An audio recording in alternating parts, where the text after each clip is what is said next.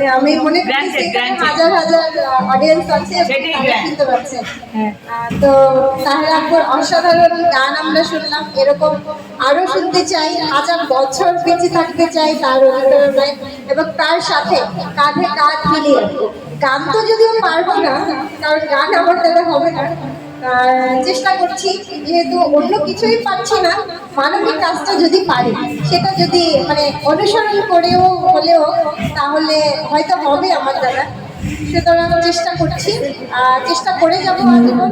সবাই দোয়া করবেন, সবাই পাশে থাকবেন, কারণ আপনাদের ছাড়া কিন্তু আমি না। সুতরাং আমিতে আমি না, আমরাতে আমি।